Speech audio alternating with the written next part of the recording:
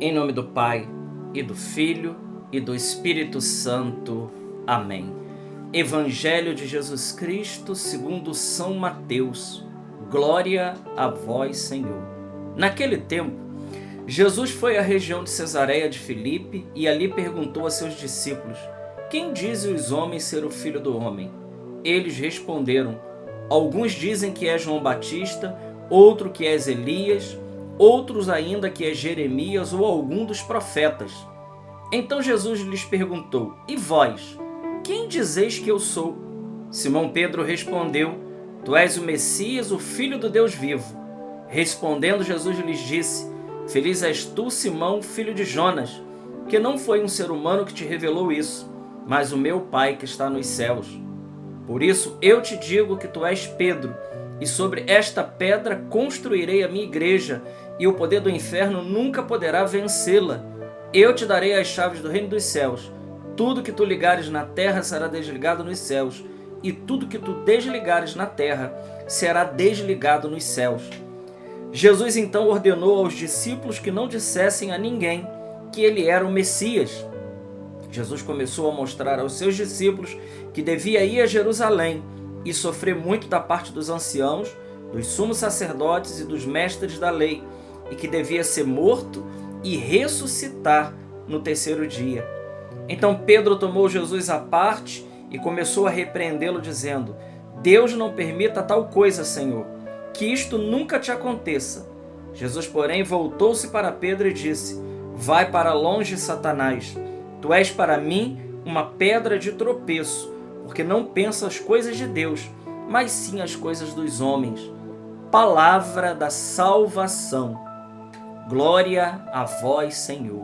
Meus irmãos, dia 8 de agosto, hoje nós celebramos a memória de São Domingos, esse grande fundador da ordem dos padres pregadores chamadas de dominicanos. Sem dúvida alguma, a herança que São Domingos deixa para a igreja, com a sua ordem dos padres mendicantes, da ordem mendicante dos padres pregadores, a ordem de São Domingos de Gusmão, sem dúvida alguma é um legado enorme. É daí que nós temos um Garrigou Lagrange, um Roio Marinho e tantos outros que são da ordem dominicana e que tanto bem fazem ainda hoje, mesmo depois que morreram, deixaram um legado enorme para cada um de nós. E o texto do Evangelho não poderia ser outro, né? Então já quero pedir que você comente, compartilhe, divulgue esse vídeo e se inscreva no canal. O texto do Evangelho não poderia ser outro, sem dúvida alguma. É o texto que Jesus vai à região de Cesareia de Filipe, ou seja, a parte lá de cima da Terra Santa, já quase saindo da Terra Santa em direção à Mesopotâmia, ali para cima, né? Lá, Jesus então faz uma enquete. Quem dizem os homens ser o Filho do Homem? E as respostas são diversas. Alguns dizem que é João Batista, outro que é Elias, outro que é Jeremias ou algum dos profetas. E Jesus diz: e para vocês, quem eu sou? Isso aqui é uma pergunta muito bonita. Uma coisa é o que as pessoas dizem de Jesus, outra coisa é o que Jesus é para mim. O que Jesus é para minha vida, o que Jesus é para a sua vida, querido irmão, querida irmã. Jesus é o que para você? Ele faz uma enquete e as respostas são múltiplas. E os discípulos, quando Jesus pergunta para os íntimos, quem dá essa resposta não podia ser outro, né? Quem dá essa resposta é Pedro. Pedro diz: tu és o Messias, o Filho do Deus vivo.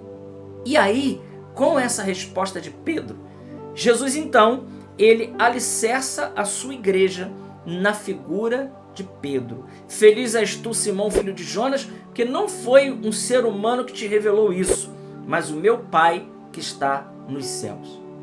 Meus irmãos, para saber quem é Jesus, não basta um conhecimento naturalista, não basta um conhecimento materialista, não basta um conhecimento simplesmente humano. É preciso que isso nos seja dado do alto. Ou seja, para conhecer quem é Jesus, nós precisamos de um veículo chamado fé. fé teologal. Sem fé é impossível agradar a Deus, vai dizer o texto de Hebreus. Por quê?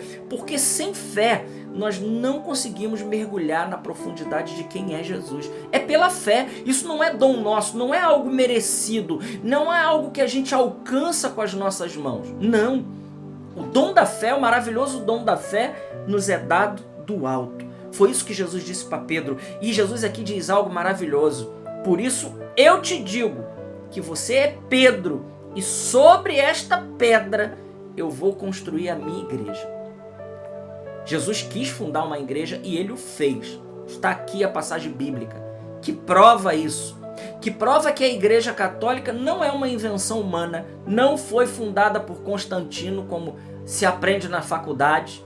Não foi fundada por Constantino, porque o Edito de Milão não foi para fundar a igreja, foi simplesmente para dar liberdade de culto aos cristãos que estavam sendo perseguidos há 3 séculos já, sendo jogado às feras, sendo jogado para morrer no Coliseu. Isso foi cessado, mas Constantino não fundou a igreja foi fundada por Cristo. Biblicamente está aqui: tu és Pedro e sobre esta pedra eu vou construir a minha igreja. Mas continua, o texto não para. Jesus diz, as portas do inferno nunca vai poder vencê-la. Eu te darei as chaves do reino dos céus. Meus irmãos, dar chave é dar poder. A igreja tem poder sim, e o poder da igreja não é um poder temporal. O poder da igreja é um poder espiritual, que foi dado por Jesus Cristo. O poder de ligar de novo, daí vem a palavra religião, religare, ligar de novo o homem a Deus. Ao contrário do que Marx dizia, que a religião é o ópio do povo, que a religião aliena o povo, muito pelo contrário. A religião, o homem é um ser extremamente religioso, porque ele necessita de transcendência. Nenhum ser humano vive sem transcendência. Nenhum ser humano vive sem o seu Criador.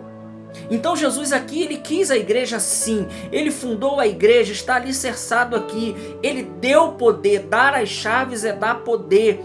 E ele diz: o que você liga aqui, eu ligo no céu. O que você desliga aqui, eu desligo nos céus. Isso é a beleza do que é ser católico, queridos irmãos. Isso é a beleza do que é viver na igreja que Jesus mesmo, ele fundou.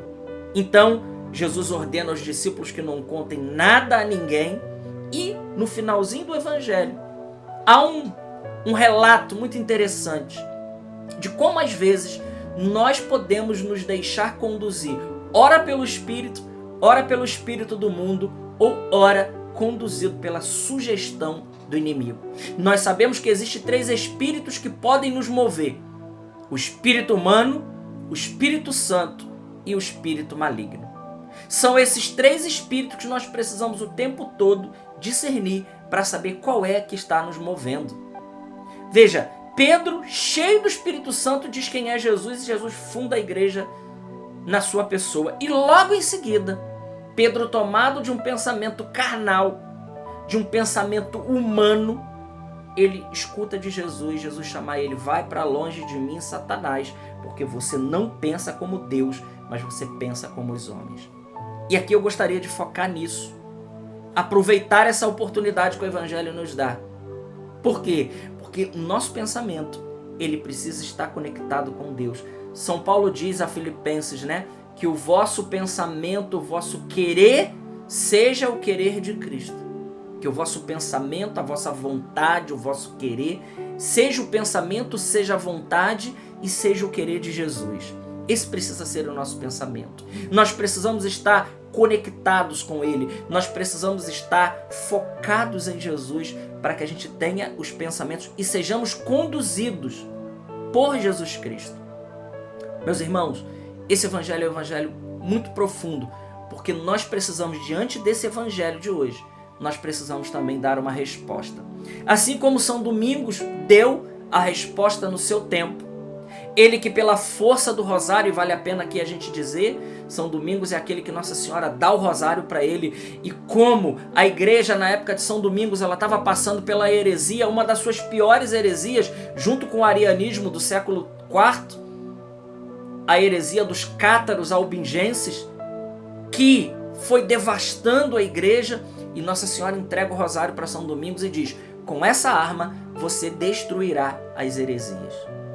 E São Domingos começa a pregar o rosário, São Domingos começa a pregar o rosário, e São Domingos começa a converter, até que chega um determinado momento que a igreja vence essa heresia do catarismo, que dizia tantas outras coisas, que era de cunho gnóstica, era uma mistura de muitas coisas. Ela dizia que a matéria é má, que a relação sexual entre os esposos são ruins, e que a carne é má, e que a carne tinha sido criada por um Deus mau. Todo aquele princípio gnóstico e tantas outras coisas que estavam junto aí na heresia dos cátaros albingenses, que colocava coisas boas como coisas ruins.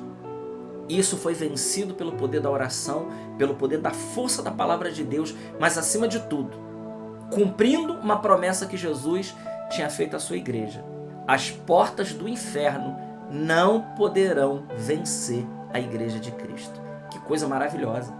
As portas do inferno não vencem a igreja de Jesus. A igreja de Jesus é a igreja dos santos, é a igreja dos mártires, das virgens, dos confessores, é a igreja de Santa Teresinha, de Santa Teresa d'Ávila, de um São Francisco de Assis, de um São Padre Pio de Petreutina, de um São Domingos de Gusmão, de um Santo Tomás de Aquino, de um Santo Inácio de Loyola, que celebramos esses dias, de um Santo Afonso Maria de Ligório. Essa é a igreja de Cristo. E feliz somos nós que podemos participar dessa igreja que foi fundada pelo próprio Jesus. Tu és Pedro, e sobre esta pedra eu vou construir a minha igreja. Glória ao Pai, ao Filho e ao Espírito Santo, como era no princípio, agora e sempre. Amém. Deus te abençoe grandemente.